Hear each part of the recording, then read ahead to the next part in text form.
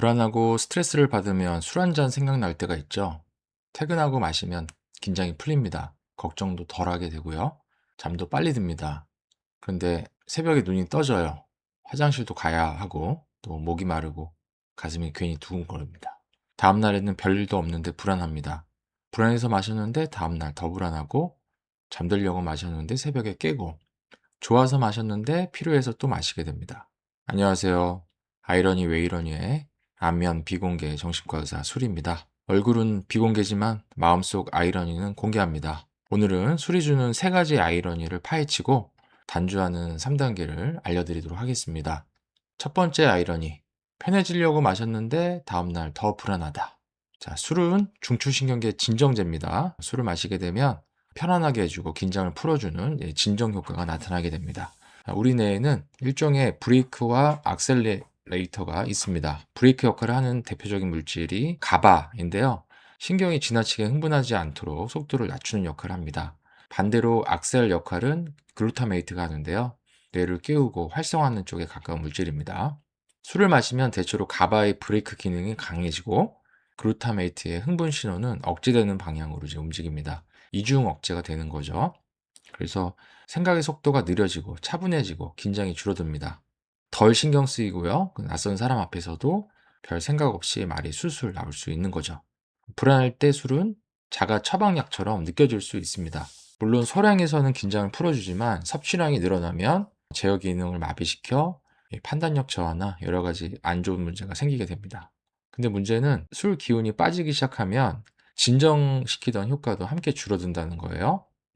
우리 뇌는 한쪽으로 기울어지면 다시 균형을 맞추려고 하는 항상성이 작용하기 때문입니다.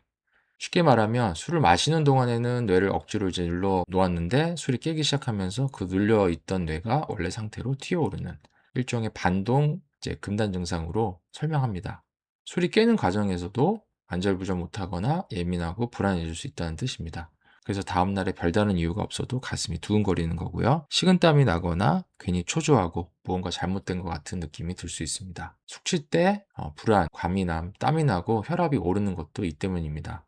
술이 깨면서 생기는 뇌의 금단, 뇌의 반동 금단, 잘게 끊어진 수면, 두근거림과 같은 신체 증상, 전날 행동에 대한 후회와 걱정 이런 것들이 한꺼번에 겹쳐서 나타나고 숙취가 있는 날에는 불안과 우울감을 포함한 부정적 정서가 높아지면서 더 불안해지는 거죠. 두 번째 아이러니, 잠들려고 마셨는데 새벽에 깨게 됩니다.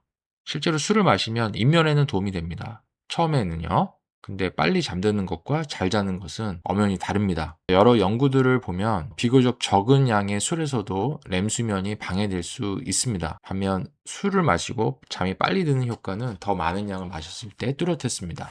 문제는 많이 마실수록 수면의 구조도 더 많이 흐트러졌다는 건데요. 같은 양을 마셔도 체중과 성별, 마시는 속도, 식사 여부에 따라서 영향은 달라질 수 있습니다. 술의 진정 효과는 밤새 같은 강도로 유지되지 않습니다. 시간이 지나 술기운이 빠지면 잠이 얕아질 수 있고요. 새벽에 자주 깨기도 하고요. 평소보다 일찍 눈이 떠질 수 있습니다. 이뇨작용 때문에 이제 화장실에 가느라 깨기도 하고요. 코골이가 심해지거나 자다가 숨이 막히는 수면 무호흡 문제도 심해질 수 있습니다. 그리고 침대에 누워있는 시간은 긴데 아침에는 개운한 느낌을 받지 못하는 거예요. 머리가 무겁기도 하고 몸이 회복되지 않는 느낌이 듭니다. 잠을 제대로 못 자면 다음날 불안과 예민함도 커지겠죠? 작은 일에도 신경이 곤두설 수 있습니다. 집중도 좀 잘 안 됩니다. 그래서 저녁이 되면 다시 잠들려고 술을 찾습니다. 술 때문에 잠이 흐트러졌는데 잠이 안 와서 다시 술을 마시는 겁니다. 잠자는 데는 성공했는데 잘 자는 데는 실패한 셈이죠. 세 번째 아이러니. 좋아서 마셨는데 필요해서 어쩔 수 없어서 마시게 된다. 처음에는 술이 좋아서 마십니다. 긴장이 풀리고 기분이 좋아지는 것도 좋습니다. 사람들과 어울리는 시간이 즐거워서 마십니다. 사회적 윤활유가 딱 맞습니다. 이때 술은 선택입니다. 근데 반복되면 어느 순간부터는 술이 주는 즐거움보다 술이 없을 때의 불편함이 더 크게 느껴집니다. 좋아서 하는 행동이 아니라 안 하면 힘들어서 해야 하는 행동으로 바뀌는 건데요. 전도되는 거죠. 술이 선택이 아니라 의무가 되기 시작하는 겁니다. 술이 잠을 도와주는 도구였는데 어느새 잠이 술을 마시는 이유가 되어 있는 꼴이 되는 거고요. 술 때문에 문제가 생긴다는 걸 알면서도 조절하기 어려워지는 상태가 되는데 선을 넘는 거죠. 그럴 때는 나에게 선택의 자유가 점점 사라지고 끊고 싶어도 이제 끊을 수가 없는, 조절할 수가 없는 상태가 될 때 알코올 사용작용을 생각해 봐야 됩니다. 그래서 어쩌라는 거냐? 단주하는 3단계 시작하도록 하겠습니다. 첫 번째, 알아차리고 주변에 알리는 단계입니다. 며칠 동안 간단하게라도 적어보는데 술의 장단점을 기록합니다. 술이 나에게 주는 거, 나에게 피해를 주는 것을 기록하고, 자, 술을 끊어야 하는 이유를, 줄여야 하는 이유를 생각을 해봅니다.